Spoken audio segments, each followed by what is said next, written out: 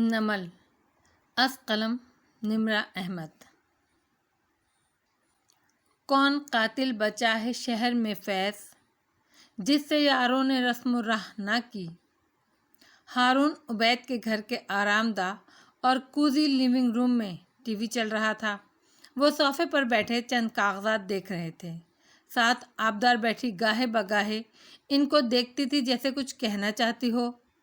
تبھی ایرانی بلی دوڑتی ہوئی آئی اور جس لگا کر آبدار کی گود میں بیٹھ گئی۔ ہارون نے خفگی سے بلی کو دیکھا اور پھر اسے، آبی اپنی بلیوں، گھوڑوں اور پرندوں کو گھر کے اندر مت لایا کرو، ٹوکا مگر نرمی سے، اور کاغذ دیکھنے لگے۔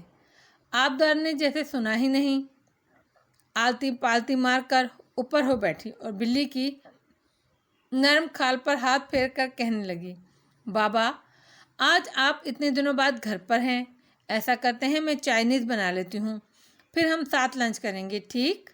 نہیں، مجھے ایک لنچ پر پہنچنا ہے ابھی۔ یاد آیا مسز کاردار نے ویکینڈ پہ ہمیں کھانے پر بلایا ہے، تم چلو گی؟ اور انہوں نے دیکھا ہی نہیں کہ چائنیز کا پلان کینسل ہونے پر آبی کی آنکھوں کی جوت کیسے بجھ گئی ہے۔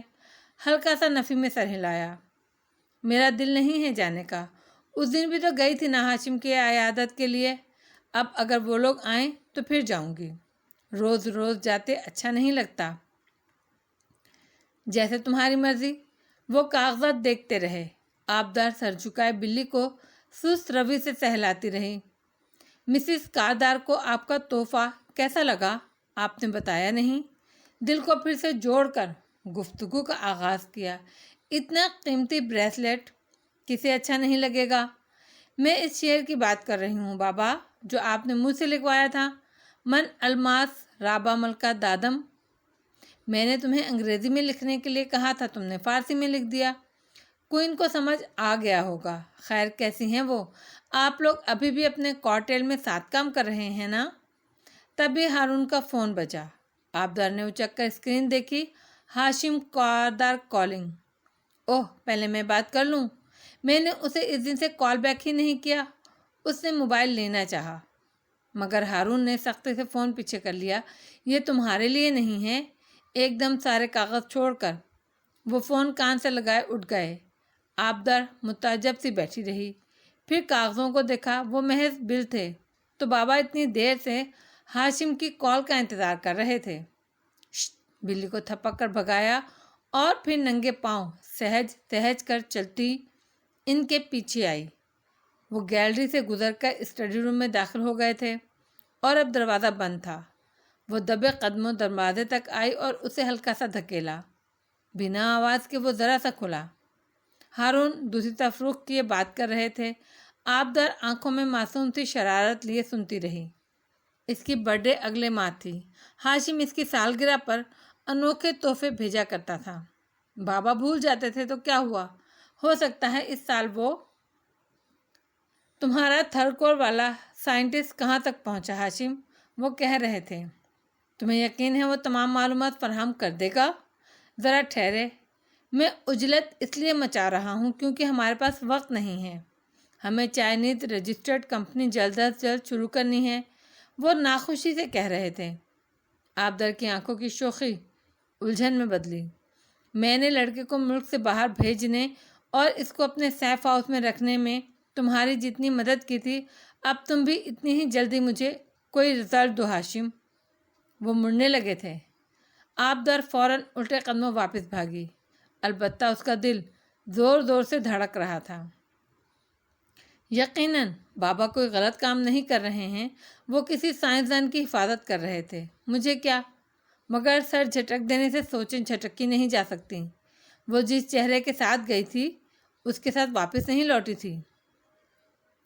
اے خاک نشینوں، اٹھو بیٹھو، وہ وقت قریب آ پہنچا ہے جب تخت گرائے جائیں گے، جب تاج اچھالے جائیں گے۔ ہاشم واپس آیا تو گارڈ ہتکڑی لگے شادی کو لیے اس کے سامنے آئے اور کرسی پر بٹھایا۔ ٹانگ پر ٹانگ جمائے کرو فر سے بیٹھے ہاشم کاردار نے سر کو خم دیا۔ ہاشم کو دیکھتا رہا۔ ایک گارڈ نے کاغذات لا کر میز پر رکھے اور ساتھ قلم بھی۔ 4 گھنٹے ہو چکے ہیں، تم نے ابھی تک لکھنا شروع نہیں کیا؟ نارمل انداز میں سوال کیا۔ میں جواب دے چکا ہوں۔ لڑکے کی چپتی نظریں اس پر جمی تھیں۔ کیا چاہتے ہو تمہاری بہن کو تمہارے سامنے فون کروں؟ اوہ سعدی افسوس سے سر جھٹکا۔ کیوں مجھ سے ایسے کام کروانا چاہتے ہو جو کرتے ہوئے مجھے افسوس ہوتا ہے؟ سعدی کی آنکھیں سرخ ہوئیں۔ بار بار میری بہن کا نام مت لو، وہ غرایا۔ تم یہ سب اس لیے کر رہے ہو تاکہ میں اپنی فیملی سے بدزن ہو جاؤں، مگر ایسا نہیں ہوگا کبھی ہاشم۔ حالانکہ ایسا ہو جانا چاہیے کیونکہ تمہاری فیملی تمہیں بھول کر اپنی زندگی میں مگن ہو چکی ہے۔ اگر میرا بھائی کھویا ہوتا تو میرے پاس افیئر چلانے کا وقت نہ ہوتا، مگر تمہاری بہن۔ وہ ایک دم بھوکے شیر کی طرح ہاشم پر جھپٹا تھا۔ ہتھ کڑی میں بندھے ہاتھوں سے اس کا گریبان پکڑ کر اس کی گردن دبوچنی چاہی، مگر ہاشم نے سختی سے اسے پیچھے دھکیلا۔ گارڈز نے بروقت اسے قابو کیا۔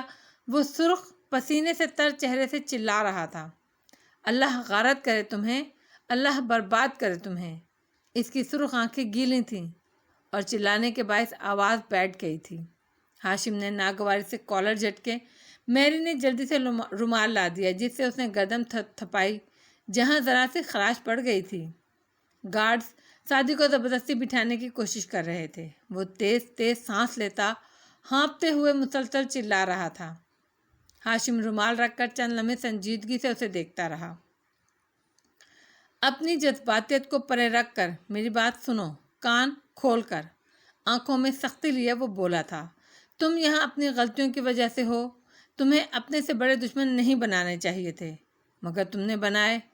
اب اپنے خاندان کو اپنی غلطیوں کی سزا مت دو۔ 15 منٹ پہلے میں نے تمہاری بہن کو میسج کیا تھا کہ مجھے اس سے ملنا ہے، گھر میں نہیں۔ سعدی گہری گہری سانس لیتا نفرت سے اسے دیکھ رہا تھا۔ میں نے کہا میرا ڈرائیور اسے پک کر لے گا، اسے نہیں معلوم کہ میں ملک سے باہر ہوں۔ اسکرین اس کے سامنے کی، اس کا آڈیو میسج آیا ہے، یہ اصلی ہے، خود سن لو۔ سعدی کی نظریں اسکرین پر ٹھہریں۔ اس پہ واٹس ایپ کی گفتگو کھلی تھی، اوپر حنین یوسف لکھا تھا۔ ہاشم نے نگاہیں سعدی پر جمائے پلے کا بٹن دبایا۔ اوکے میں آ جاؤں گی، آپ ڈرائیور بھیج دیں، میں ریسٹورنٹ میں ہوں، مجھے واپس بھی ادھر ڈراپ کروائیے گا، مجھے بھی آپ سے بات کرنی ہے، بائے۔ حنین کی مصروف الجھی آواز ختم ہوئی۔ سعدی کا دل کانپ کر رہ گیا۔ ہاتھوں میں لگی ہتھ کڑیاں کیا ہوتی ہیں کوئی اس سے پوچھتا۔ سعدی یوسف، میرا ڈرائیور ٹھیک 20 منٹ بعد اس کو پک کرنے جائے گا اور ایک ہوٹل میں چھوڑ دے گا۔ سرد مہری سی مسکراہٹ کے ساتھ وہ اسے بتانے لگا، ڈونٹ وری، میں تمہاری بیوقوف بہن کو کچھ نہیں کہوں گا، مگر میرے گارڈ اسے وہیں بند کر دیں گے اور صبح سے پہلے اس کو لوٹنے نہیں دیں گے، اور تمہاری جیسی فیملیز میں ایسا ایک واقعہ اس بچی کی ساری زندگی برباد کر سکتا ہے۔ اب سب تمہارے ہاتھ میں ہیں۔ خود پیچھے ہو کر بیٹھا اور تسلی سے جیسے اسے مژدہ سنایا، اللہ برباد کرے تمہیں۔ اگر تمہیں یقین نہیں ہے تو یہ نمبر دیکھ لو، یہ تمہاری بہن کا ہی ہے، مگر شاید اس نے تمہارے جانے کے بعد لیا تھا۔ اس کو دیکھتے ہوئے ہاشم نے حنین کے نام پر کلک کیا تو اس کی پروفائل کھل گئی۔ سعدی کی بے بسی بھری غصیلی نظریں ہاشم سے ہوتی اسکرین پر ٹھہریں۔ اسکرین پر ہنا کی پروفائل پکچر تھی، اس کی اور سیم کی سیلفی، نیچے ایک موبائل نمبر لکھا تھا اور ساتھ ہی اس کا واٹس ایپ اسٹیٹس، وَأُوحِي رَبَّكَ عَنَ النَّحْلِ، ساتھ میں ایک ویڈیو کیمرے کا نشان اور لکھا تھا اپ ڈیٹ 6 منٹ اگو۔ سعدی ایک دم چونکا، ہاشم کو دیکھا۔ آڈیو دوبارہ دکھاؤ۔ ہاشم نے حکم کی تعمیل کی، آڈیو پلے کی، مگر سعدی صرف آڈیو کا وقت دیکھ رہا تھا، وہ 20 منٹ پہلے کی تھی۔ حنین کی آواز اس کی سماعت میں نہیں سنائی دے رہی تھی، وہ صرف اسکرین کو دیکھ رہا تھا۔ 20 منٹ پہلے، 6 منٹ پہلے۔ کیمیکل انجینئر نے ذہن میں جمع تفریق کی۔ جواب گھاٹے کا نہیں تھا۔ پھر اس نے نگاہیں اٹھائیں، مگر اب ان میں نہ غصہ تھا، نہ نفرت، نہ بے بسی بھرا دکھ، ان میں کچھ عجیب تاثر تھا، ٹھنڈے گوشت جیسا۔ پھر سعدی نے گہری سانس لی، ذرا پیچھے کو ہوا، کندھے اچکائے، جتنی جلدی تم یہ کاغذ پر کر دو گے، اتنی جلدی میرے بندے تمہاری بہن کو عزت اور حفاظت سے واپس چھوڑ دیں گے۔ سعدی انہی نظروں سے اسے دیکھتا رہا۔ تم چاہو تو میری بہن کو اغوا بھی کر سکتے ہو، مگر تم ایسا نہیں کرو گے۔ تم کوئی اور جرم افورڈ نہیں کر سکتے۔ چاہتے ہو میری بہن کو نظروں میں گراؤ، ہے نا؟ ابرو اٹھا کر پوچھا۔ اس کی آواز میں کاٹ تھی۔ ہاشم دونوں ہاتھ میز پر رکھے آگے ہوا اور اس کی آنکھوں میں جھانکا۔ میں چاہتا ہوں تم زندگی میں پہلی دفعہ خود کو میری جگہ رکھ کر دیکھو۔ ایک ایک لفظ چبا کر کہہ رہا تھا۔ اب جب اپنی بہن کو بچانے کے لیے تم یہ کاغذ پر کر کے ایک جرم کرو گے تو تمہیں احساس ہوگا انسان کو اپنے خاندان کے لیے کیا کچھ کرنا پڑتا ہے۔ پھر تم جانو گے کہ تم ہیرو نہیں ہو، نہ میں ویلن ہوں، بلکہ ہم دونوں ایک جیسے ہیں۔ وہ زخمی سا مسکرایا۔ آج ہم برابر ہو جائیں گے سعدی، کیونکہ جو کرنا ہوتا ہے وہ کرنا ہوتا ہے۔ سعدی بھی آگے کو ہوا۔ گارڈ فوراً چوکس ہوئے، مگر اب وہ ہاشم پر حملہ نہیں کر رہا تھا۔ وہ بھی اس کی آنکھوں میں دیکھ کر کہنے لگا، میں اور تم برابر نہیں ہیں، کیونکہ میں کاغذ پرے دھکیلے ان کو پر نہیں کروں گا، اور بغیرت بننا پسند کرو گے۔ اپنی بہن کا کوئی خیال نہیں ہے؟ اس نے گویا ملامت کی۔ سعدی پیچھے ہوا، مسکرایا۔ میری بہن تم سے ملنے نہیں آئے گی۔ یہ آڈیو جعلی نہیں، یہ اصلی ہے۔ میرا ڈرائیور اب تک نکل چکا ہوگا۔ تمہاری بہن واقعی آ رہی ہے، مجھے پتا ہے یہ آڈیو اصلی ہے، مگر میری بہن نہیں آئے گی۔ چبا چبا کر الفاظ ادا کیے۔ ہاشم نے تعصب سے سر جھٹکا۔ مجھے اس لڑکی پر رحم آ رہا ہے۔ تم اس کے ساتھ اچھا نہیں کر رہے۔ خیر تم سوچ لو، ہمارے پاس پوری رات ہے۔ گردن کی خراش کو مسلتے ہوئے وہ سکون سے بولا، اور دور کھڑی میری کو لگا سعدی پھر سے اس پر جھپٹے گا، مگر ایسا نہیں ہوا۔ وہ اسی طرح بیٹھا رہا۔ وہ ابھی تمہیں کال کرے گی اور کہے گی تم گاڑی نہ بھیجو، تمہارے ڈرائیور کو خالی ہاتھ آنا پڑے گا، کیونکہ فارس غازی کی بہن کے ریسٹورنٹ سے تم ایک لڑکی کو زبردستی تو لے جا نہیں سکتے۔ اس کا اعتماد واپس آ رہا تھا۔ ہاشم کو پہلی دفعہ اچنبھا ہوا۔ وہ کیا مس کر رہا تھا؟ تم نے شاید غور سے سنا نہیں۔ تمہاری بہن میری بات رد نہیں کرتی۔ وہ جیب میں اس کا موبائل بجا۔ وہ ایک دم رکا۔ سعدی کی زخمی مسکراہٹ پھر سے نمودار ہوئی۔ اٹھاؤ ہاشم کاردار اور اسکرین آن رکھو، کیونکہ میری بہن ابھی تم پر غرائے گی اور میں وہ سننا چاہوں گا۔ تمہارا دماغ چل گیا ہے، مگر اپنا شوق پورا کر لو۔ وہ اسی کروفر سے اٹھا اور گارڈز کو اشارہ کیا۔ وہ اس کا ہر اشارہ پہچانتے تھے۔ ان سے سعدی کو اندازہ ہوا کہ وہ اس قید خانے میں لایا جانے والا پہلا قیدی نہیں تھا۔ یہ کوئی ویئر ہاؤس تھا جو سیف ہاؤس کے طور پر استعمال ہوتا تھا۔ گارڈ اسے واپس اس کے کمرے میں لے آئے، لکڑی کا دروازہ کھلا رہنے دیا اور شیشے کا قفل مقفل کر دیا۔ سعدی بیٹھا نہیں، دروازے کے ساتھ کھڑا رہا۔ دیوار میں لگا انٹرکام کی طرح کا اسپیکر ایک گارڈ نے چلا دیا تھا۔ اسے نہیں معلوم تھا ہاشم نے اپنے سیل کو کس طرح اس سے جوڑ رکھا تھا، مگر وہ اتنا سمجھ گیا تھا کہ اس اسپیکر سے اس کو ان کی گفتگو سنائی دے سکتی تھی، مگر سعدی کی آواز نہیں جا سکتی تھی۔ ہاشم کا فون مسلسل بج رہا تھا۔ جب دروازہ بند ہو گیا اور اس نے اپنے قیدی کو شیشے کے دروازے پر ہاتھ جمائے خود کو دیکھتے پایا تو کال اٹھائی۔ ہیلو حنین، خوشگوار لہجے میں بولا۔ نظریں شیشے کے پار سعدی پر جمی تھیں۔ دوسری طرف خاموشی تھی، گہرے سانس۔ حنین، ہاشم نے پھر پکارا۔ آپ نے ڈرائیور بھیج دیا؟ سپاٹ سا انداز تھا۔ ہاں بھیجنے والا ہوں، تم تیار ہو؟ تندیہ نظروں سے سعدی کی آنکھوں میں دیکھتے پوچھا۔ پھر خاموشی۔ نہیں، میں نہیں آ رہی، ڈرائیور واپس کر لیں۔ سعدی کی اٹھی گردن مزید اٹھ گئی۔ ہاشم پر جمی چپتی نظروں میں ملامت در آئی۔ ہاشم کاردار کو ایک دم گردن کی خراش میں شدید درد ہوا۔ اسے لگا اس نے غلط سنا ہے۔ کیا مطلب؟ تم نے بھی کہا تھا تم۔ مجھے پتا ہے میں نے کیا کہا، اور اب میں کہہ رہی ہوں میں نہیں آ رہی، سو میں نہیں آ رہی، بات ختم۔ شیشے پہ دونوں ہاتھ رکھے سعدی نے آنکھیں بند کر کے ایک گہری سانس اندر اتاری۔ کیا مطلب؟ مجھے تم سے ضروری بات کرنی تھی حنین۔ ہاشم کا گلا دب رہا تھا۔ میز پہ رکھے کاغذ دیکھتے اس نے ٹائی کی نوٹ ڈھیلی کی۔ وہ ہارون کو کیا جواب دے گا؟ رات کو گھر آئیے گا، ماموں کے سامنے بات کر لیجیے گا، جو بھی بات ہو، آخر آپ ماموں کے کزن ہیں، اتنا تو حق ہے نا آپ کا۔ وہ سرد مہری مگر گیلی سی آواز میں کہہ رہی تھی۔ اور پلیز مجھے ہر وقت کال مت کیا کریں، میں آپ سے رشتہ دار سمجھ کر کبھی بات کر لیتی ہوں تو آپ اس کا غلط فائدہ مت اٹھایا کریں۔ ہاشم نے متعجب سا ہو کر دروازے کو دیکھا۔ سعدی اسی طرح کھڑا تھا۔ ہاشم کے ماتھے پر ٹھنڈا پسینہ آ گیا۔ ایک دم سب غلط ہو رہا تھا۔ تمہیں 10 منٹ میں کیا ہو گیا؟ ابھی تو تم ٹھیک تھیں۔ کسی نے منع کیا ہے مجھ سے ملنے کو آنے کے لیے؟ وہ ذرا غصہ ہوا۔ شیشے کے پار کھڑے سعدی کی نظریں ہاشم کا چہرہ احساس توہین سے سرخ پڑنے لگا۔ ہاں کیا ہے منع، میرے بھائی نے منع کیا ہے۔ ہاشم کا سانس رک گیا۔ وہ بالکل پلک جھپکے بنا سعدی کو دیکھے گیا۔ سعدی، تمہاری سعدی سے بات ہوئی ہے؟ وہ اگلی 10 زندگیوں میں بھی اس بات پر یقین نہیں کر سکتا تھا۔ سعدی تو سارا ٹائم اس کے سامنے بیٹھا رہا، تو پھر ہاں ہوئی ہے میری سعدی بھائی سے بات۔ اب پلیز مجھے ڈسٹرب مت کریں۔ اور ٹھک سے فون بند ہو گیا۔ ہاشم نے بمشکل ہیلو کہا۔ پریشانی سے، تعجب سے چند لمحوں کے لیے اسے بھول گیا تھا کہ وہ کہاں کھڑا ہے۔ صرف یہی یاد تھا کہ وہ پسینہ پسینہ ہو رہا ہے۔ اس کا دل حیرت اور شوق سے دھڑکنا بھول چکا ہے۔ فون کاٹ کر چہرہ اٹھایا۔ شیشے کے دروازے کے پار کھڑا سعدی آنکھوں میں چبھن بھرے اسے دیکھ رہا تھا۔ ہاشم تیزی سے آگے آیا، کوٹ دبا کر دروازہ کھولا اور اسے گریبان سے پکڑ کر سامنے کیا۔ کیا ہے تم نے؟ ہاں؟ تعجب اور غصے سے وہ چلایا تھا۔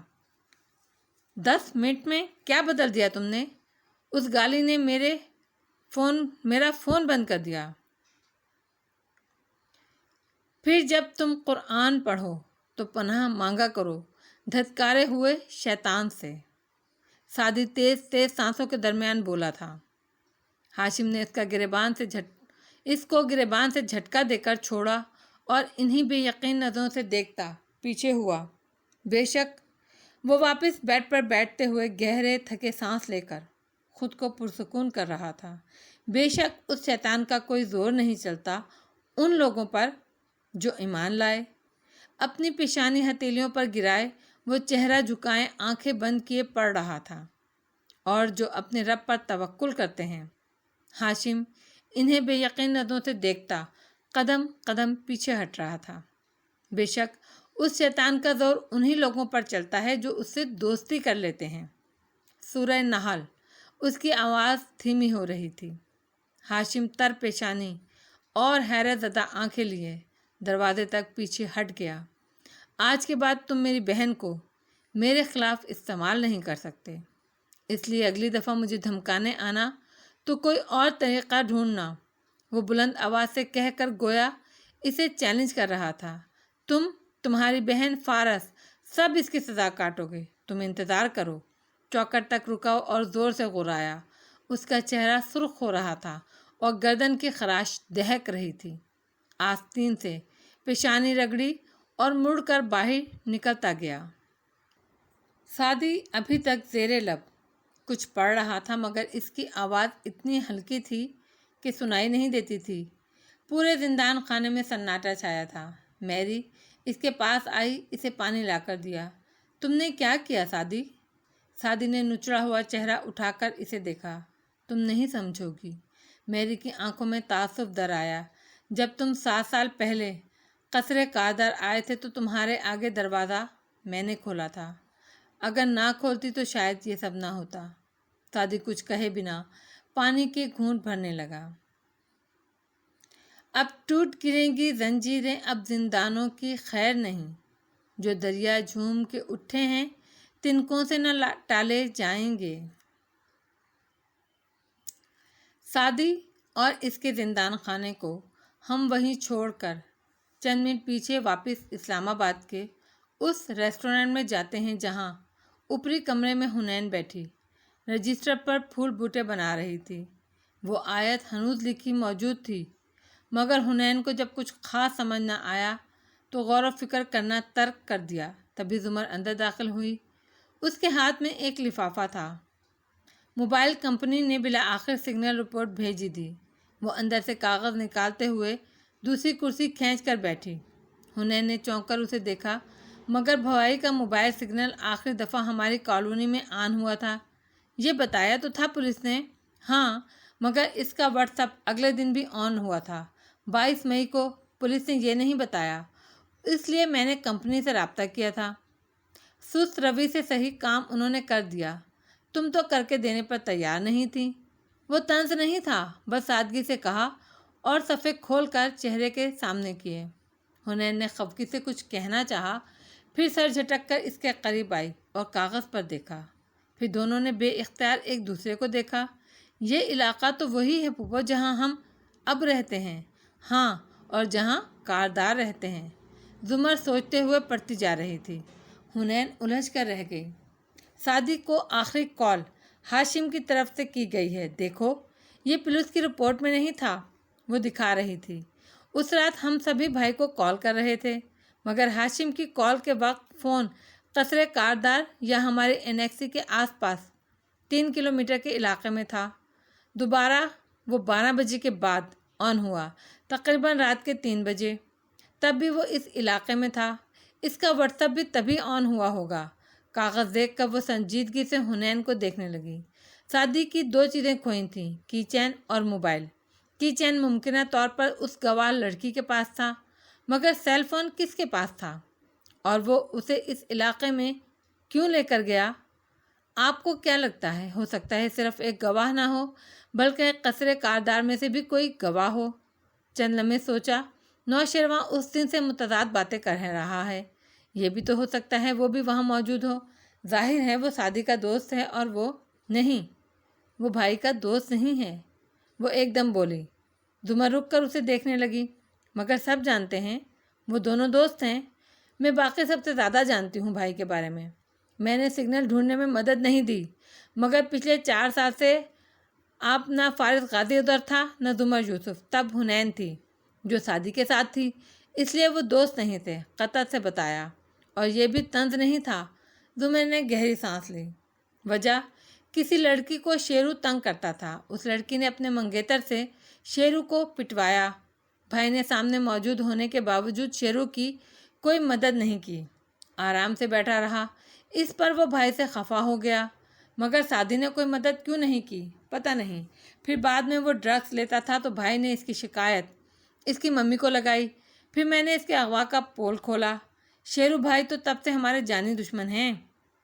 تم نے پہلے نہیں بتایا، آپ نے پوچھا نہیں۔ اس نے شانے اچکائے۔ چند لمحے خاموشی چھا گئی۔ تمہارا خیال ہے کہ شیرو سعدی کو گولی مار سکتا ہے؟ ارے نہیں، اس سے تو اغوا بھی ٹھیک سے نہیں ہوتا، گولی کہاں مار سکتا ہے کسی کو۔ میں صرف اتنا کہہ رہی ہوں، وہ دوسرا گواہ وہ ہو سکتا ہے، مگر بھائی سے بغض کی وجہ سے ہو سکتا ہے وہ خاموش ہو۔ جو بھی ہے، تم مجھے شام میں وہ پین چارج کر کے دو گی، ہو سکتا ہے اس میں کچھ اہم ہو۔ پھر واپس گھوم کر دوبارہ سے کاغذ دیکھنے لگی۔ آنکھوں میں ستائش تھی۔ یہ موبائل سگنل بھی کیا چیز ہے حنین، نظر بھی نہیں آتا، مگر اتنا مضبوط ہے کہ ختم ہو جانے کے بعد بھی اپنا نشان نہیں کھوتا۔ حنین نے تمام سوچوں کو ذہن سے جھٹکا اور رخ موڑ کر بیٹھ گئی۔ الجھی نگاہوں سے اس آیت کو دیکھنے لگی، تبھی موبائل بجا۔ اس نے بیزاری سے دیکھا، ہاشم کا پیغام تھا، اسے ملنے کے لیے بلا رہا تھا۔ وہ ٹائپ کرنے کے موڈ میں نہیں تھی، مگر گردن موڑ کر دیکھا زمر فون پر کسی وکیل سے بات کرتی اٹھ کر جا رہی تھی۔ وہ چلی گئی تو حنا نے پیغام ریکارڈ کرا کر اسے بھیجا۔ ملنا ہی تو تھا، آدھے گھنٹے کے لیے وہ مل لے گی اور حلیمہ والی بات بھی کلیئر کر لے گی، اور پھر سے رجسٹر کے کنارے پھول بوٹے بنانے لگی۔ وہ آیت ابھی تک صفحے پر جگمگا رہی تھی۔ وَحَیَّ رَبِّکَ عَلَى النَّحْلِ، شہد میں شفا ہے، مگر دل کی بیماری کی شفا شہد میں کیسے ہے؟ اس آیت میں ایک نشانی ہے ان لوگوں کے لیے جو غور و فکر کرتے ہیں، مگر کون سی نشانی؟ وہ سوچتی جا رہی تھی۔ ذہن میں زمر کے کہے الفاظ گونج رہے تھے۔ یہ موبائل سگنل بھی کیا عجیب چیز ہے حنین؟ شہد کو عربی میں کیا کہتے ہیں؟ اصل۔ اس نے ذہن سے اس آواز کو جھٹکتے ہوئے آیت پر توجہ دی۔ ہو سکتا ہے اصل کا کوئی اور مطلب بھی ہو، کہتے ساتھ اصل اس نے اصل کا آیت لفظ میں ڈھونڈنا چاہا۔ یہ موبائل سگنل بھی کیا عجیب چیز ہے، مگر ایک منٹ، وہ الجھی۔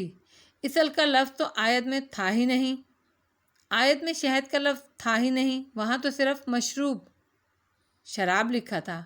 پھر وہ شہد کیوں ڈھونڈ رہی تھی؟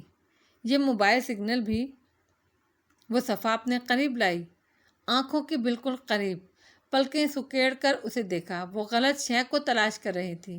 وہ آیت اصل نہیں تھی، وہ آیت نحل تھی۔ موضوع شہد نہیں تھا، موضوع شہد کی مکھی تھی، honey bee, the honey bee. زمر ساتھ آ کر بیٹھی اور اپنا کام کرنے لگی۔ حنین اسی طرح صفحے کھول کر دیکھ رہی تھی۔ سعدی بھائی بھی مجھ سے ایک دفعہ پوچھ رہے تھے، یہ موبائل سگنل بھی کیا چیز ہے حنین؟ وہ متحیر سے خود سے بڑبڑائی، موبائل سگنل، سوری۔ زمر نے اسے سوالیہ دیکھا، اسے لگا حنا نے اسے پکارا ہے، مگر حنین اس وقت کسی اور دنیا میں تھی۔ اس نے نہیں سنا، بس تیزی سے اٹھی اور زمر کے آگے رکھا سعدی کا لیپ ٹاپ اٹھایا اور اسے اپنی میز پر لے آئی۔ بے قراری سے وہ جلدی جلدی کیز دباتی فیس بک کھول رہی تھی۔ سعدی کا فیس بک پر دوستوں کا ایک گروپ تھا، چھوٹا سا، جہاں وہ ہر ہفتے اپنی ایک سیلف ویڈیو پوسٹ کرتا تھا۔ اس میں وہ کسی منتخب آیت کی اپنی سمجھ اور علم کے لحاظ سے تفسیر بیان کرتا تھا۔ یہ سلسلہ اس نے سال بھر پہلے چھوڑ دیا تھا جاب کی مصروفیت کی وجہ سے، مگر وہ ویڈیوز اب بھی اس گروپ میں تھیں۔ حنا اس گروپ میں تھی، مگر چونکہ وہاں سعدی کے دوست تھے سو اس کو کمنٹس کرنے کی اجازت بھائی کی طرف سے نہیں تھی، لیکن ویڈیو وہ دیکھا کرتی تھی۔ نیٹ چھوڑنے کے بعد بھی وہ ان ویڈیوز کو تب دیکھ لیتی جب بھائی امی کو دکھاتا۔ اسے لگتا تھا وہ ان کو ایک کان سے سن کر دوسرے سے نکال دیتی ہے، لیکن آج دونوں کانوں کے درمیان کچھ اٹک گیا تھا۔ مطلوبہ صفحہ کھولا، وہ ویڈیو آج بھی وہاں موجود تھی۔ اس کا نام آیت نحل تھا۔ دھڑکتے دل کے ساتھ اس نے ویڈیو کھولی، کانوں میں ایئر فونز لگائے۔ اسکرین پر ریسٹورنٹ کے کونے والی میز نظر آنے لگی۔ 1 یا 1.25 سال پہلے کا سعدی ادھر بیٹھا تھا۔ وہ اسکرین پر مسکراتے ہوئے کہہ رہا تھا چند ابتدائی فقرے۔ حنا نے اسکرین کو انگلیوں سے چھوا۔ کتنے دن بعد اس نے سعدی کو بولتے دیکھا تھا۔ چند لمحے بعد وہ موضوع پر آ گیا۔ کل صبح فجر پر میں سورہ نحل پڑھ رہا تھا۔ آیت نحل نظروں سے گزری تو میں نے ان پر غور و فکر کیا۔ ہم اکثر قرآن میں اللہ تعالیٰ کو فرماتے سنتے ہیں کہ اس میں نشانی ہے اس قوم کے لیے جو غور و فکر کرتی ہے۔ غور و فکر کرنا کیا ہوتا ہے؟ اس آیت کی تفاسیر سے تفسیر پڑھ لینا، کیا یہ کافی ہوتا ہے؟ میرے خیال میں نہیں۔ ذرا رک کر سانس لی۔ غور و فکر کہتے ہیں تفتیش کو، جیسے انگریزی فلموں میں سراغ لسان حضرات چھوٹے چھوٹے کلیوز کا تعاقب کرتے ہوئے مجرم تک پہنچتے ہیں۔ میرے نزدیک قرآن پاک میں غور و فکر کرنا بھی ایویڈنس کو فالو کرنا جیسا ہے، یعنی ٹھوس شواہد کا پیچھا کرنا۔ ٹھوس شواہد میں ہر وہ چیز آتی ہے جو ٹھوس ہو، جسے آپ چھو سکتے ہوں، جیسے ایمان، کفر، شرک، روزہ، نماز۔ یہ ٹھوس چیزیں نہیں ہیں، مگر سمندر، پانی، جانور، شہد، یہ ٹھوس چیزیں ہیں۔ سو آیت نحل کو پڑھتے ہوئے میں نے سوچا اس میں موجود میٹیریل شواہد کا تعاقب کرتا ہوں، شاید تب کچھ سمجھ میں آئے۔ وہ سانس لینے کو ٹھہرا اور حنا بالکل سانس روکے اسے سن رہی تھی۔ اس میں میٹیریل یعنی شہد تھی۔ میں چند جگہوں پر گیا خالص شہد کے لیے، مگر پھر ایک دن مجھے اندازہ ہوا لفظ شہد تو آیت میں لکھا ہی نہیں۔ یہ آیت اصل نہیں تھی، یہ آیت نحل تھی۔ موضوع نحل ہے، یعنی مسئلہ نحل کا ہے۔ تب مجھے ایک دلچسپ بات معلوم ہوئی، مگر اس کے لیے ہمیں پچھلی 3 آیات کو ملا کر پڑھنا ہوگا۔ اب اسے میز پر رکھا، قرآن کھولا اور اس میں سے دیکھ کر بتانے لگا۔ ان 4 آیات میں اللہ تعالیٰ نے 4 قسم کے ڈرنکس کا ذکر کیا ہے۔ ایک ایک کر کے سب کو دیکھتے ہیں۔ وَأَعُوذُ بِاللَّهِ مِنَ الشَّيْطَانِ الرَّجِيمِ پڑھ کر آیت پڑھنے لگا، اور اللہ نے اتارا آسمان سے پانی، پھر زندہ کر دیا اس سے زمین کو اس کی موت کے بعد۔ بے شک اس میں البتہ ایک نشانی ہے ان لوگوں کے لیے جو غور سے سنتے ہیں۔ چہرہ اٹھایا اور اپنی ازلی معصومیت مگر پیاری مسکراہٹ کے ساتھ کہنے لگا، اب بظاہر یہ زمینداروں اور کسانوں سے متعلقہ آیت لگتی ہے کہ کیسے بارش کے بعد بنجر زمین زرخیز ہو جاتی ہے، مگر جو لوگ سنتے ہیں، یعنی جو لوگ قرآن کو غور سے سنا کرتے ہیں، ان کو معلوم ہے اللہ تعالیٰ قرآن میں عموماً جب آسمان سے نازل شدہ پانی کا ذکر کرتے ہیں تو اس سے مراد وحی ہوتی ہے، وحی الہی۔ قد توقف سے کہنے لگا، وحی 3 طرح کی ہوتی ہے، ایک تو قرآن اور الہامی کتابوں کی صورت میں، ان میں اللہ بندے سے مخاطب ہوتے ہیں، دوسرا یہ کہ اللہ پردے کے پیچھے سے خود بندے سے مخاطب ہوں، جیسے موسیٰ علیہ السلام سے کوہ طور پر ہوتے تھے یا نبی پاک سے معراج کے موقع پر ہوئے تھے۔ تیسری قسم یہ ہے کہ اللہ اپنے فرشتوں کو انسان کے پاس کوئی پیغام دے کر بھیجیں۔ اس تیسری وحی کی 2 قسمیں ہیں، ایک تو جو انبیاء کے پاس حضرت جبرائیل علیہ السلام کے ذریعے اترا کرتی تھیں، اور دوسری الہام یعنی دل میں خیال کا ڈالے جانا۔ یہ ہر انسان کو ہوتا ہے، مگر یاد رکھیے الہام شیطانی بھی ہو سکتا ہے اور فرشتے کے ذریعے بھی ہوتا ہے، اس کو جج آپ شریعت کے اصولوں پر ہی کریں گے۔ یہی الہام موسیٰ علیہ السلام کی والدہ کو ہوا تھا، جس کی بنا پر انہوں نے اپنا بچہ نیل میں اتارا تھا۔ یہی شہد کی مکھی کو ہوا تھا، یعنی اس کے دل میں خیال ڈالا گیا تھا۔ تو ان 5 آیات میں پہلی قسم کی ڈرنک پانی ہے، وحی الہی جو آسمان سے اترتی ہے اور مردہ دلوں کو زندہ کر دیتی ہے۔ کوئی بھی چیز دل کو ایسے زندہ نہیں کرتی جیسے قرآن کرتا ہے، اور کوئی بھی چیز ایسے دل کو مردہ نہیں کرتی جیسے اونچے قہقہے کرتے ہیں۔ پھر صفحہ پلٹایا، اگلی آیت دیکھتے ہیں۔ پہلے عربی پڑھی، پھر اردو میں بتانے لگا، اور بے شک تمہارے لیے مویشی جانوروں میں ایک سبق ہے، ہم تمہیں ان کے پیٹوں میں گوبر اور خون کے درمیان سے خالص دودھ پلاتے ہیں، خوشگوار ہے وہ پینے والوں کے لیے۔ سعدی نے چہرہ اٹھایا، بارش وہ چیز ہے جو فصل پر ہو یا دل پر، اس کا فائدہ ہی فائدہ ہوتا ہے۔ بارش کو اللہ نے ہمیشہ رحمت کہا ہے، کسی قوم کو بارش سے عذاب نہیں دیا۔ ہم ڈیم نہیں بناتے اور پلاننگ نہیں کرتے، اس لیے بارش رحمت بن جاتی ہے، ورنہ بارش تو سراسر فائدہ ہوتی ہے۔ اب دوسری قسم کی چیز دیکھیے، دودھ۔ وہ کہہ رہا تھا اور حنین ہر شے بھلائے یک ٹک اسے دیکھ رہی تھی۔ اسے یہ سب اس طرح کیوں نہیں سمجھ آیا تھا جیسے سعدی کو آیا تھا۔ دودھ ان اچھی چیزوں کی مثال بیان کرتا ہے جو بری چیزوں سے نکلتی ہیں۔ خون اور گوبر کے درمیان سے خالص اور پاک دودھ کا نکلنا ہمیں یہ بتاتا ہے کہ برے سے برے حالات میں بھی ہم اپنے خلوص اور پاکیزہ نیت سے راستے نکال سکتے ہیں اگر ہم چاہیں تو۔ آپ کو معلوم ہوگا وہ واقعہ کہ جب رسول اللہ صلی اللہ علیہ وآلہ وسلم کو 3 پیالوں میں سے دودھ کا انتخاب فرمانا تھا، کیونکہ دودھ عین فطرت ہے، تو فطرت میں کوئی چیز اچھی یا بری نہیں ہوتی، آپ گندگی میں سے بھی اچھی چیز نکال سکتے ہیں۔ اب تیسری رنگ دیکھیے، قرآن سے پھر پڑھ کر سنانے لگا، اور کھجور اور انگور کے پھلوں سے تم بنا لیتے ہو نشہ آور چیزیں اور اچھا رزق، پھر بے شک اس میں ایک نشانی ہے اس قوم کے لیے جو عقل رکھتی ہے۔ تو میرے عقل والے دوستو، تیسرا مشروب یعنی شراب بنایا جاتا ہے پاکیزہ پھلوں سے، کھجور جسے شجر طیبات سے بھی بری چیزیں بن سکتی ہیں۔ یہ سب آپ کے اوپر ہے، آپ اچھی چیز سے بری بنا سکتے ہیں اور بری سے اچھی نکال سکتے ہیں، اس لیے چیزوں کو درست استعمال کریں۔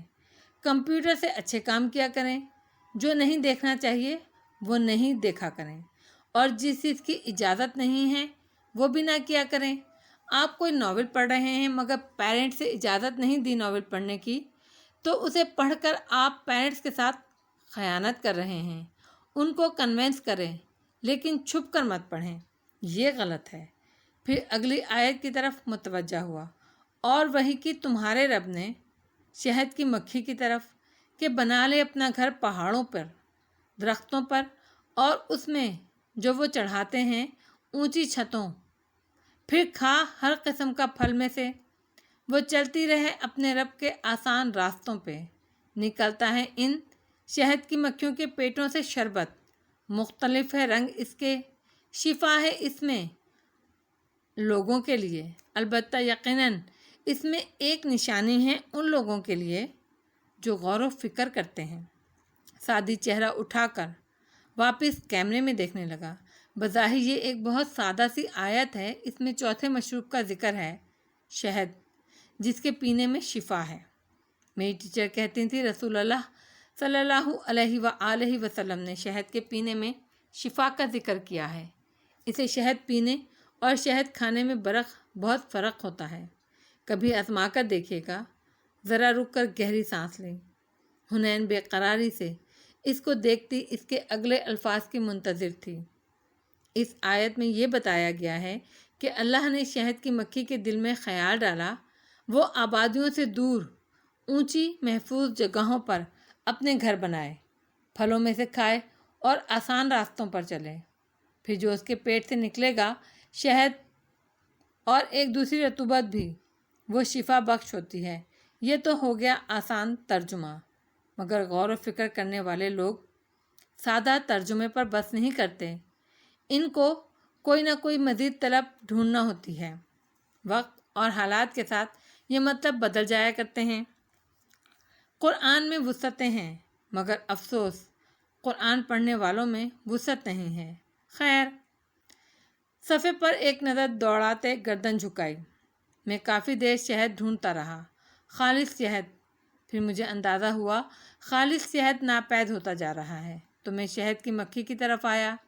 इस आयत में ठोस शय वही थी। मुझे इस दौरान एक दिलचस्प रिसर्च मिली। गो के कुछ लोग इस तहकीक को नहीं मानते और वो कहते हैं कि शहद की कमी की वजह बायोपेस्टिसाइड है क्या बेदरिक इस्तेमाल है। लेकिन मैं इस तहकीक को मान सकता हूँ, क्योंकि मुझे इसमें और इस आयत में एक लिंक नज़र आता है। कहने के साथ उसने अपना मोबाइल उठाया और इसकी तारीख स्क्रीन कमरे में दिखाई दी। शहद क्यों नापैद होता जा रहा है? इसकी वजह है ये चीज़ नहीं, ये मोबाइल नहीं, बल्कि इसके गिर्द चकराता अनदेखा मोबाइल सिग्नल। फ़ोन रखा और फिर से सामने देखते हुए कहने लगा, ये मोबाइल सिग्नल बहुत अजीब चीज़ है। आप दुनिया के किसी भी कोने में हो, कोई आपको फ़ोन करे तो ये आपको ढूंढ लेता है, ऐन आपके कान के करीब आ बजता है। आप सबको मालूम है कि जगह जगह ऊंचे टावर्स लगे हुए हैं, जिनसे जुड़ा इन नादीदा लहरों का जाल पूरी दुनिया में बिछा है। यहाँ तक कि दुनिया इन्हीं के जालों में फंसी हुई है। मगर ये बुरी बात नहीं है। सेलफोन एक ज़रूरत है, टेक्नोलॉजी है, सबके पास होता है। लेकिन हुनैन की आंखें यकदम भीगने लगीं। इसको याद था वो आगे क्या कहेगा, मगर वो उसे ऐसे सुने गई उसने कभी नहीं सोचा था। लेकिन हुआ यूं कि शहद की मक्खी अल्लाह के हुक्म पर दूर पहाड़ों दरख्तों में अपना घर बना लेती है। वो सारा दिन बाहर फिरती है, हर फूल फल पर बैठती है, उसका रस लेती है और फिर वापस अपने घर जाती है। और नहीं, यहीं रुक जाइए, क्योंकि जब बचपन में आपने ये अमल पढ़ा था तब शहद की मक्खियाँ घरों को लौटती थीं, मगर आज 2014 में ऐसा नहीं होता। वजह है ये, मोबाइल की तरफ इशारा किया। जब मक्खी घर से निकलती है तो इसको अपने घर का रास्ता मकनातीसी लहरों की मदद से याद रहता है। वो फूल फल पर बैठती है और रस लेकर वापस घर की तरफ उड़ती है। लेकिन दरमियान में मोबाइल सिग्नल्स की लहरों का जाल बिछा होता है। शहद की मक्खी जब किसी सिग्नल की लहर से टकराती है तो मकनातीसी फील्ड मुतासिर होता है। यूँ समझो वो चकरा कर रह जाती है और कंफ्यूज हो जाती है।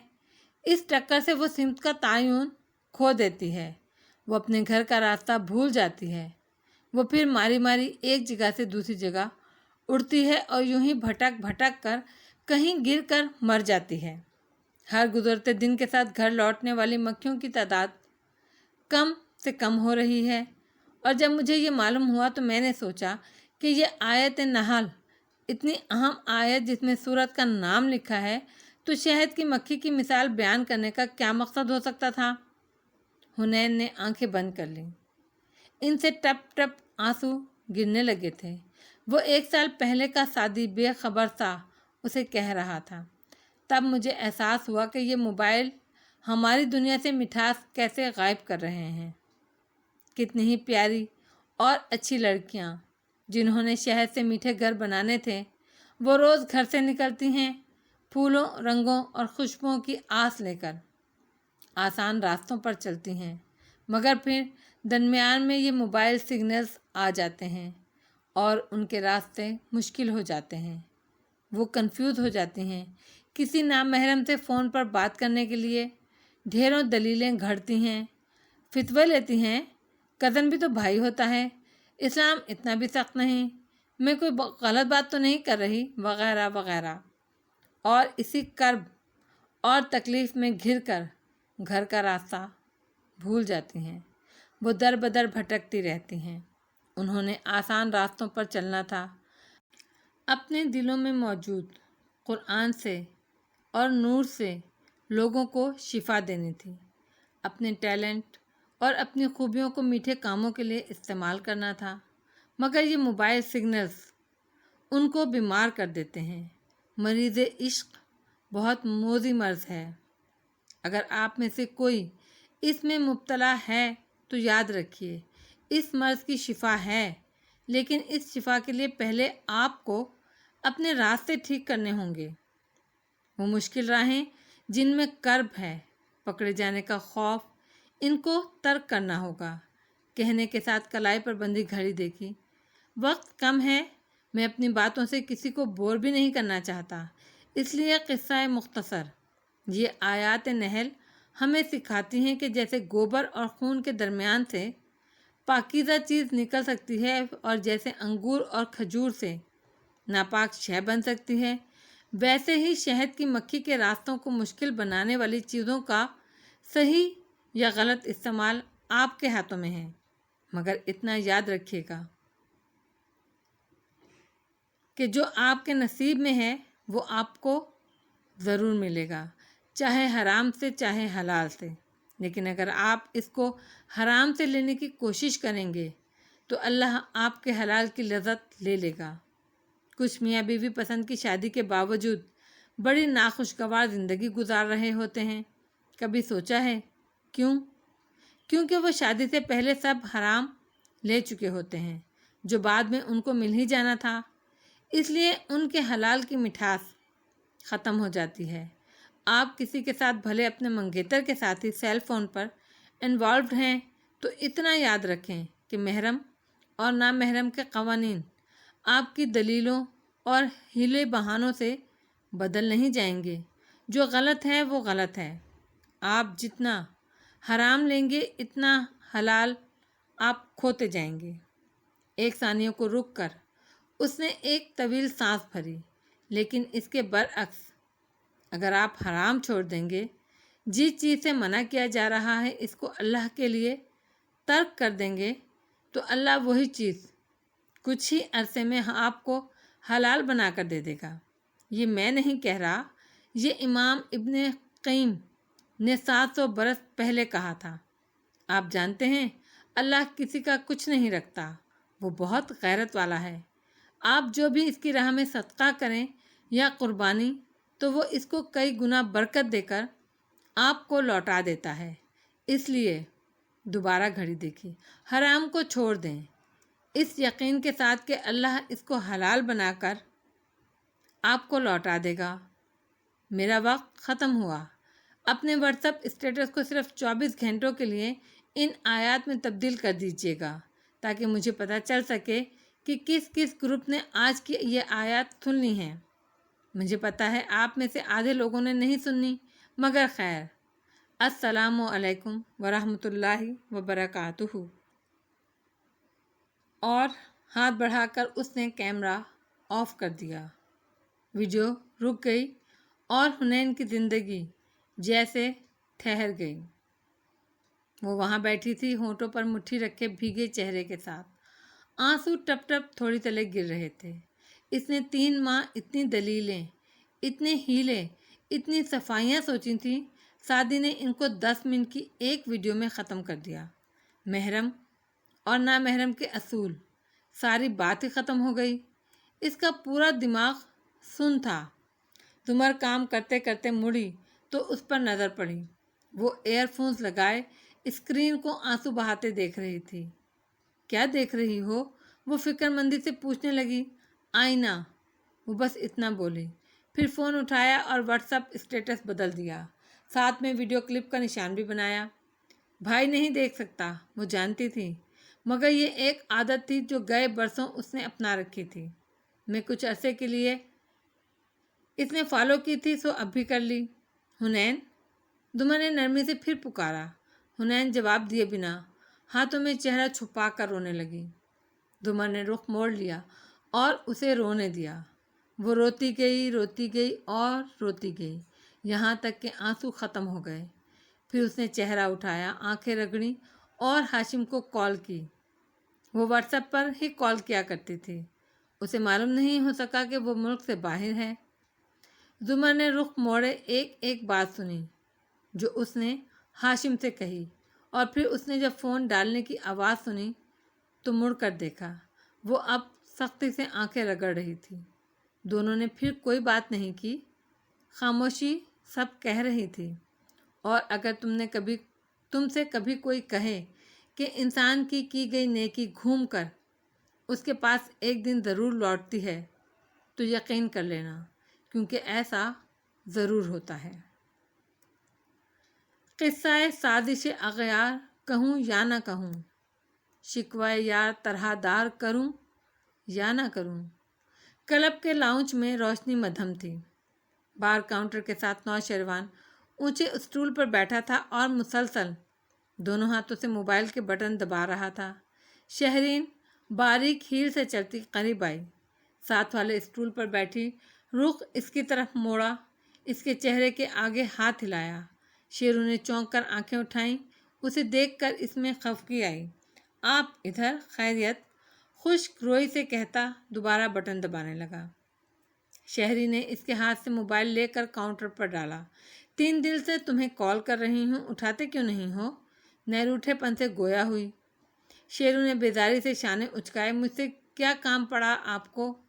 ہر وقت مجھ سے خفا کیوں رہتے ہو؟ دیکھو ہم اچھے دوست بھی تو ہیں۔ آؤ اب موڈ ٹھیک کرو، کارڈ کھیلتے ہیں۔ وہ اسے بازو سے پکڑ کر کھڑا کریا۔ وہ زیادہ دیر بیزار رویہ برقرار نہیں رکھ سکا اور ساتھ کھینچتا چلا آیا۔ چند منٹ بعد وہ دونوں ایک میز کے گرد بیٹھے اپنے پتے کھیل رہے تھے۔ تم ہار رہے ہو شیرو؟ نہیں، ابھی دیکھیے گا۔ اس کی مکمل توجہ کارڈز پر تھی۔ اپنے پتے دیکھ کر یہ سوچ رہا تھا کہ اب کون سا پتا پھینکے کہ مجھے کچھ دن کے لیے تمہاری G41 مل سکتی ہے۔ ایک دم چونک کر شہری کو دیکھا، وہ بھی پتوں کو دیکھتے ہوئے سرسری سی انداز میں پوچھ رہی تھی، کیا؟ بظاہر ناسمجھی دکھائی۔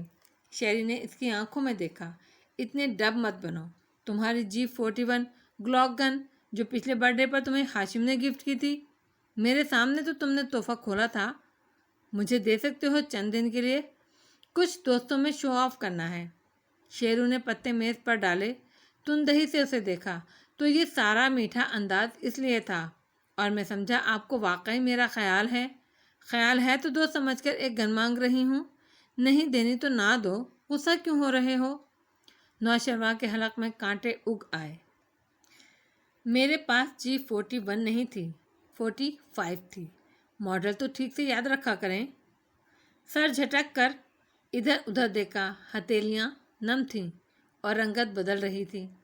شہرین کارڈ رکھ کر آگے ہوئی اور بغور اس کی آنکھوں میں جھانکا۔ ریئلی؟ مجھے تو G41 یاد پڑتی ہے۔ تو پھر آپ اپنی یادداشت کا علاج کروائیے، کیونکہ میرے پاس ایسی کوئی گن نہیں ہے۔ سنا آپ نے؟ بھڑک کر کہتے وہ اٹھا۔ پیشانی بھی تر ہو رہی تھی اور آنکھوں میں بے چینی سی تھی۔ شہری نے گردن اٹھا کر دلچسپی سے اسے دیکھا۔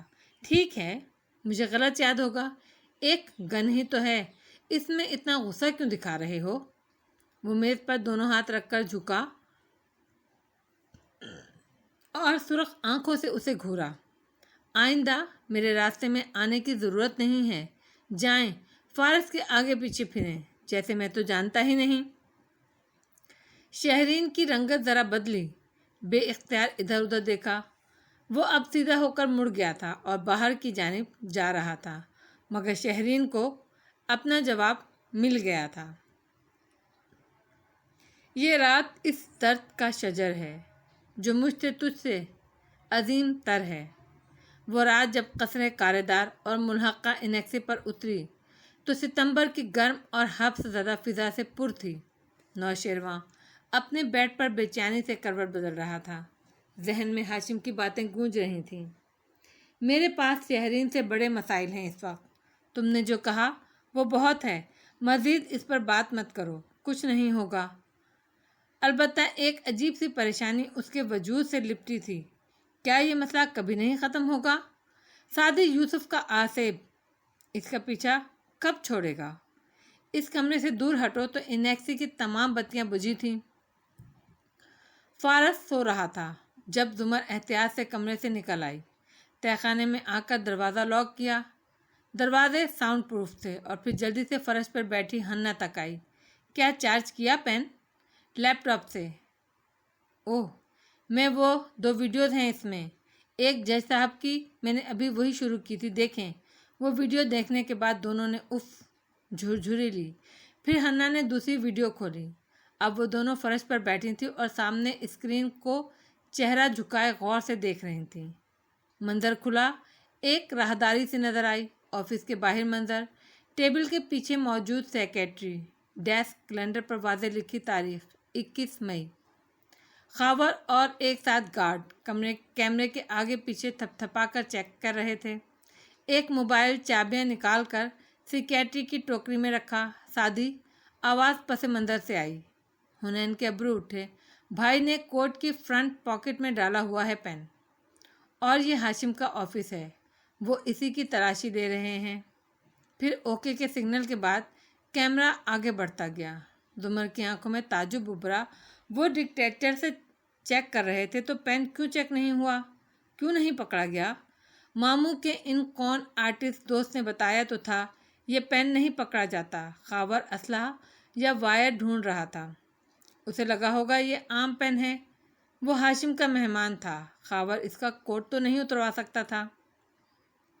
دونوں کی نظریں اب اسکرین پر ٹھہر گئیں۔ اندر آفس میں تینوں کارداز تھے۔ خاور تھا۔ سعدی نیکلس میز پر رکھ رہا تھا۔ تہہ خانے میں لگی گھڑی کی ٹک ٹک واضح سنائی دے رہی تھی۔ سعدی قتل عمد کے بارے میں اسلام کے دونوں مذاہب کا نقطۂ نظر بتا رہا تھا۔ گھڑی کا پنڈولیم مسلسل جھول رہا تھا، دائیں بائیں دائیں بائیں۔ وہ سعدی کو 30 کروڑ دے رہا تھا۔ جواب میں سعدی نے اس کے بھائی کی قیمت 60 کروڑ لگائی تھی۔ کونے میں چھوٹے سے باتھ روم کی ٹوٹی سے پانی لیک ہو رہا تھا، ٹپ ٹپ۔ ہاشم اب سعدی کو جج کو بلیک میل کرنے والا قصہ سنا رہا تھا، فائل دکھا رہا تھا۔ تہہ خانے میں پنکھے کی ہوا سے دیوار پر لگے کاغذ ہلکے ہلکے پھڑ پھڑا رہے تھے۔ ہاشم اب حنین کے امتحانی مرکز والے وکیل صاحب کو کال کر کے کہہ رہا تھا وہ حنین کا کیس دوبارہ کھلوا سکتا ہے۔ پنکھے کی گڑ گڑ مسلسل سنائی دے رہی تھی۔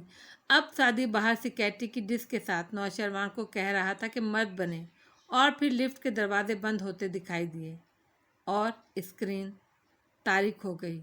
اس وقت اس دنیا میں، اس شہر میں، اس گھر میں اور کوئی آواز نہیں تھی، سانس لینے کی بھی نہیں، دل دھڑکنے کی بھی نہیں۔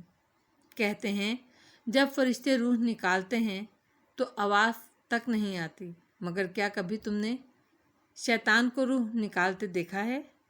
اس کی بھی آواز نہیں آتی۔ میری سرکشی بھی تھی منفرد، میری عاجزی بھی کمال تھی، میں انا پرست بھلا کا تھا، سو گرا تو اپنے ہی پاؤں میں۔ کارداز نے کیا ہے یہ سب۔ حنین کسی خواب کسی کیفیت میں بولی تھی۔ بھائی کو بھی انہوں نے ہی شوٹ کرایا، بھائی انہی کے پاس ہے۔ زمر فرش سے اٹھ کر کھڑی ہوئی۔ اس نے حنین کو نہیں دیکھا، بس ننگے پیروں سے زینے چڑھنے لگی۔ تہہ خانے کا دروازہ کھولا، لاؤنج خاموش پڑا تھا۔ وہ قدم قدم اٹھاتی سیڑھیوں تک آئی، اوپر چہرہ اٹھا کر دیکھا، سب دھندلا تھا، اندھیرے اور روشنی کے فلیشز سے چمک رہے تھے۔ کبھی منظر صاف ہوتا، کبھی اندھیرا چھا جاتا۔ اس کو گرم گرم آنسو اپنے گالوں پر گرتے محسوس ہو رہے تھے۔ ریلنگ پر ہاتھ رکھے اس نے اوپر چڑھنا چاہا۔ قدم وزیں تھے، دل بھاری، سانس اکھڑتی تھی۔ چوتھے زینے پر وہ رکی، دوہرے ہو کر چند گہرے سانس لیے، پانی سے لدی آنکھیں جھپکیں، پھر قدم اٹھائے۔ سر چکرا رہا تھا۔ اندھیرا، روشنی، روشنی، اندھیرا، دھواں، سب کچھ تھا۔ وہ اوپر سیڑھیوں پر گھٹنوں کے بل گر سی گئی۔ ہاتھ ریلنگ سے پھسلتا نیچے آ گرا۔ چہرہ جھکائے تیز تیز سانس لیتے، وہ دوہری ہوتی جا رہی تھی۔ آنکھوں سے گرم گرم پانی میں روانی آ گئی تھی، مگر ایسا لگتا تھا وہ سب کسی اور کے ساتھ ہو رہا ہے، کسی سلو موشن فلم کی طرح۔ دونوں ہاتھ فرش پر رکھے وہ دوہری ہوئی اور پھوٹ پھوٹ کر رونے لگی۔ گھٹی سسکیاں گونجنے لگیں، مگر ان کی آواز نہیں آتی تھی۔ سانسیں بے ترتیب تھیں، اس کی بھی آواز نہیں آتی تھی۔ دل لگتا تھا کسی نے کند چھری سے 4 ٹکڑوں میں کاٹ دیا ہو۔ اندر سے خون بھل بھل نکلنے لگا اور اوپر سے آنسو گر رہے ہوں۔ اس کی بھی آواز نہیں آتی تھی۔ اس نے گیلے چہرے اور اکھڑتی سانس کے ساتھ کھڑے ہونے کی کوشش کی۔ پیروں میں جان نہیں تھی۔ بدقت وہ کھڑی ہوئی، دیوار کا سہارا لیا۔ اس کو واقعی سانس نہیں آ رہا تھا۔ دیوار پر ہاتھ رکھے اس نے دروازہ دھکیلا۔ اندر مدھم نائٹ بلب جل رہا تھا۔ وہ کاؤچ پر سو رہا تھا۔ وہ آج آفس سے تھکا ہوا آیا تھا، اسی لیے بے خبر سو رہا تھا۔ بے خبری بھی نعمت تھی، وہ نعمت زمر یوسف خان سے چھین چکی تھی۔ وہ دروازے سے سر ٹکائے وہیں چوکھٹ میں بیٹھتی گئی۔ اندر اے سی کی ٹھنڈ تھی، اسے یک لخت سخت سردی لگنے لگی تھی، ہونٹ نیلے پڑنے لگے، سانس ڈوبتا جا رہا تھا۔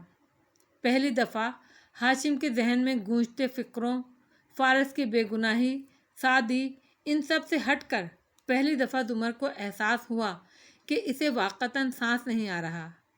وہ کیفیت سے جذباتی نہیں تھی، وہ جسمانی تھی۔ اسے استھما کا اٹیک ہو رہا تھا۔ اس نے کھانسنے کی کوشش کی، نہ ہوا اندر جاتی تھی نہ باہر آتی تھی۔ اس کے ناخن سفید پڑ رہے تھے۔ منظر اندھیرے میں ڈوبتا، کبھی واپس روشن ہوتا۔ نیم جان آنکھوں میں بے بسی لیے اس نے صوفے پر لیٹے فارس کو دیکھا۔ اسے معلوم تھا وہ ویڈیو دیکھنے سے پہلے یا ان 3 ماہ میں اگر کسی کو وہ اس تکلیف میں آواز دے سکتی تھی تو وہ وہی تھا، مگر اب کھویا ہوا حق کوئی کیسے واپس لائے؟ فارس، اس نے مدھم سرگوشی میں پکارا۔ آنکھوں سے آنسو برابر گر رہے تھے۔ دل پہ مٹھی رکھے وہ شدید تکلیف میں کھانسنے کی کوشش کر رہی تھی۔ وہ تھکا ہوا تھا اور واقعی نیند میں تھا۔ اس تک آواز نہیں گئی۔ زمر بامشکل اٹھی، چند قدم خود کو گھسیٹا، صوفے کی آگے رکھی میز کا کونا پکڑے پکڑے شدید تکلیف میں بیٹھی وہیں فرش پر۔ فارس، آواز نہیں نکلی، صرف ہونٹ ہلے۔ اس کی سانس اکھڑ رہی تھی۔ اس نے بے جان ہوتے ہاتھ سے فارس کی آنکھوں پہ رکھا بازو ہلایا۔ فارس، اٹھو اٹھو۔ آواز اب بھی نہیں نکلی، مگر فارس نے ایک جھٹکے سے اپنا بازو ہٹایا اور ایک دم اٹھتے ہی دوسرا ہاتھ تکیے تلے رکھی پستول تک گیا، مگر پھر وہ رک گیا۔ زمر، خوابیدہ آنکھوں میں تعجب بھرے وہ اٹھا اور پھر کوئی احساس طمانینت تھا جو زمر کا منظر پھر سے دھندلانے لگا۔ نڈھال، تھکن زدہ، اگلے مناظر اس کو ٹوٹ ٹوٹ کر نظر آئے تھے۔ اندھیرے کے درمیان چند روشن کلپس۔ وہ پریشانی سے اس کا چہرہ تھپ تھپاتے ہوئے اسے کچھ کہہ رہا تھا۔ پھر اس نے دیکھا وہ روشن باتھ روم کے سنک پر کھڑی تھی اور آئینے میں اسے نظر آ رہا تھا کہ وہ ٹوٹی سے اس کا منہ دھلا رہا ہے۔ پھر بھی وہ اسے پکار رہا تھا۔ اندھیرا، روشنی، اس نے دیکھا وہ بیڈ پر لیٹی تھی، تکیوں کے سہارے، سر کی جگہ اونچی تھی۔ سردی کے باعث اس نے لحاف گردن تک تان رکھا تھا۔ پنکھا، اے سی سب بند تھا اور وہ اس کو انہیلر دے رہا تھا۔ زمر نے نڈھال سی ہو کر سر بیڈ کراؤن سے ٹکا دیا، آنکھیں بند کر کے چند گہرے سانس لیے۔ آکسیجن بحال ہو گئی، اس کی رنگت بہتر ہو رہی تھی۔ آنکھیں کھولی تو وہ ساتھ ایک گھٹنا موڑے بیڈ پر بیٹھا فکر مندی سے اسے دیکھ رہا تھا۔ بالآخر اسے آواز آنے لگی کہ وہ کیا کہہ رہا تھا۔ آپ اپنے استھما کے لیے انہیلر کیوں نہیں رکھتی ساتھ؟ آپ کو اندازہ ہے اگر آپا کے میڈیسن کیبنٹ میں انہیلر نہ ہوتا تو کیا ہوتا؟ اس نے گیلی آنکھوں سے اسے دیکھا. اسے لگا وہ اسے پہلی دفعہ دیکھ رہی ہے. پوری آستین کی ٹی شرٹ، ٹراؤزر، چھوٹے کٹے بال، ہلکی شیف، آنکھوں پہ چھایا تفکر. زمر بیڈ گراؤنڈ سے سر ٹکائے اسے دیکھتی رہی. وہ بیج زہریلے تھے. فارس ناسمجھی سے آگے ہوا. کیا چیز؟ کئی سال پہلے جب یہ شہر اسلام آباد غیر آباد تھا اور ہم سادہ غریب لوگ تھے. اس کے چہرے کو تکتی وہ کہہ رہی تھی. تو ہم نے ایک غلطی کی. ہم نے غلط دوست بنائے فارس. ہم نے آسٹریلیا سے دوستی کی. اس وقت وہ ہمیں بے ضرر لگتے تھے. امیر تھے، اچھے تھے، خوش اخلاق تھے. ہمیں لگا وہ ہمارے جیسے ہی ہیں، ہمارا بھلا چاہتے ہیں. آنکھوں سے گرتے آنسوؤں میں تیزی آ گئی. وہ غور سے اسے دیکھتا رہا. اس کی بات سمجھنے کی کوشش کر رہا تھا. ہماری حکومت، ہم اپنا شہر آباد کرنا چاہتے تھے. ہمارے امیر دوست نے کہا وہ ہماری مدد کرے گا. ہم نے اس پر بھروسہ کیا. نہیں کرنا چاہیے تھا. فارس، ہم نے کیوں اس پر بھروسہ کیا؟ بے چارگی سے پوچھتے وہ پھر رونے لگی. آپ بیکار باتیں مت سوچیں، آرام سے سو جائیں. اب آپ کا سانس ٹھیک ہے؟ وہ نرمی سے اس کی توجہ ہٹا رہا تھا، مگر اس نے نفی میں سر ہلایا. اسی طرح روتے کہتی رہی. تمہیں پتہ ہے آسٹریلین حکومت نے ہمیں بیج دیے. پھر اوپر اشارہ کیا. اوپر ہیلی کاپٹر سے وہ بیج ہمارے شہر میں گرائے گئے. ان سے درخت نکلے، اونچے مضبوط تناور درخت. وہ فارس ہماری دوستی کی علامت تھے، مگر وہ بیج زہریلے تھے. انہوں نے اس شہر کو تباہ کر دیا. ان درختوں کی جڑیں میلوں دور تک پھیلی ہیں. وہ اس شہر کا میٹھا پانی پی گئے ہیں اور ان کے پتے استماع لاحق کرتے ہیں. اور اس دوستی نے ہم سے ہماری سانس تک چھین لی. فارس، ہم نے کیوں ان پر اعتبار کیا؟ وہ پھر سے بلک بلک کر رونے لگی تھی. زمر، گورنمنٹ پالیسی آپ کی غلطی نہیں ہے. وہ درخت آسٹریلیا میں بھی ہیں، بس ہمارے ماحول کو سوٹ نہیں کیے، جیسے ان کو خرگوش سوٹ نہیں کرتے. آپ کا استماع ٹھیک ہو جائے گا. زمر نے نفی میں سر ہلایا. یہ تکلیف اب کبھی نہیں جائے گی. جب وہ درخت لگائے جا رہے ہوں گے تو کسی نے تو روکا ہوگا، کہا ہوگا ان کی بات سنی جائے. ہم نے ان کی بات کیوں نہیں سنی؟ ہم اتنے ضدی، اتنے ہٹ دھرم، اتنے اندھے بہرے کیوں ہو جاتے ہیں؟ ہم نے اس کو کیوں نہیں سنا؟ اس کو ایک دفعہ وضاحت کا موقع کیوں نہیں دیا؟ زمر، اس نے غور سے زمر کی روتی آنکھوں میں جھانکا. کیا کچھ ہوا ہے؟ کوئی اور بھی بات ہے یا یہ صرف اس دمہ کی تکلیف کی وجہ سے ہے؟ زمر نے بھیگی آنکھوں سے اسے دیکھا. یہ تکلیف چھوٹی نہیں ہے، یہ تکلیف بہت زیادہ ہے فارس. مٹھی سے دل پر دستک دی. مجھے اندر تک جلن ہو رہی ہے. اس نے تشویش سے پوچھا. پہلے کبھی ایسا ہوا ہے؟ اتنا درد کبھی نہیں ہوا. کبھی سوچا بھی نہیں تھا کہ اتنی تکلیف ہوگی. فارس، میں کدھر جاؤں؟ کہاں جاؤں؟ فارس اٹھیں، میں آپ کو ہاسپٹل لے جاتا ہوں. وہ واقعی اٹھ رہا تھا. زمر نے نفی میں سر ہلایا. مجھے کہیں نہیں جانا. ضد مت کریں پلیز. ضد؟ اس کے دل کو آری نے چیر کر رکھ دیا. اس نے آنکھیں بند کی اور ٹیک چھوڑ کر لمبی لیٹ گئی. مجھے سونا ہے اور کبھی نہیں اٹھنا. اس کی بند آنکھوں سے آنسو بہہ رہے تھے. وہ کھڑا چند لمحوں کے لیے اسے دیکھتا رہا. کچھ کھانے کے لیے لا دوں آپ کو؟ زہر دے سکتے ہو؟ وہ بند آنکھوں سے بڑبڑائی. استغفر اللہ، کیوں مجھے دوبارہ جیل بھیجنا چاہتی ہیں؟ اور فارس غازی تو ایسی باتیں کرتا رہتا تھا. اب بھی کہہ کر جھکا اور اس کا تکیہ ٹھیک کرنے لگا. زمر نے آنکھیں کھولیں اور ان میں ایسا دل کٹنے والا احساس تھا کہ الفاظ کو روک نہ پائی. تمہیں مجھ سے نفرت نہیں ہوتی؟ وہ جھک کر تکیہ درست کرتا رکا. قدرے تعجب سے اس کو دیکھا. مجھے آپ سے نفرت کیوں ہوگی؟ میں نے 4 سال پہلے تمہیں قید میں ڈالا تھا.